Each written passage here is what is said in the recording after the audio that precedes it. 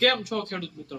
ખેતીની અંદર રસ ચૂસક જીવાતો તો ઘણી બધી છે, પણ એની અંદર એક થ્રિપ્સ એ એક ખાસ પ્રકારની જીવાત છે, કારણ કે એને કંટ્રોલ કરવો ખૂબ જ મુશ્કેલ હોય છે. તો ચાલો આજે આપણે જાણીએ કે થ્રિપ્સને કંટ્રોલ કરવો શા માટે મુશ્કેલ હોય છે. તો પહેલી વાત તો આપણે એ જાણીએ કે થ્રિપ્સ જે છે એ એક વખતની અંદર 50 થી લઈને 200 સુધી ઈંડા મૂકી શકે છે, એક માદા થ્રિપ્સ. અને બીજી એક ખાસ વાત કે એ ઈંડામાંથી માત્ર 4 થી 5 દિવસની અંદર જ એ બચ્ચા જે છે એ રસ ચૂસવા માંડે છે. થ્રિપ્સનું ઈંડું થ્રિપ્સ કરતા 5 ગણું નાનું દેખાય છે, જે આપણે નરી આંખે જોઈ શકતા નથી. એમાંય જો ગરમ વાતાવરણ હોય તો એનો ઉપદ્રવ એકદમ ડબલ થઈ જાય છે.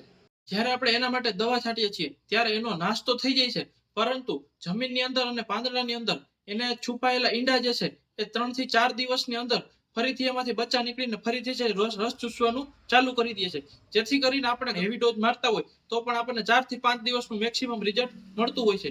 કારણ છે કે થ્રિપ્સને આપણે લાંબા સમય સુધી કંટ્રોલ નથી કરી શકતા. તો આવા જ માહિતીવાળા વિડીયો જોવા માટે આજે જ સબસ્ક્રાઇબ કરો.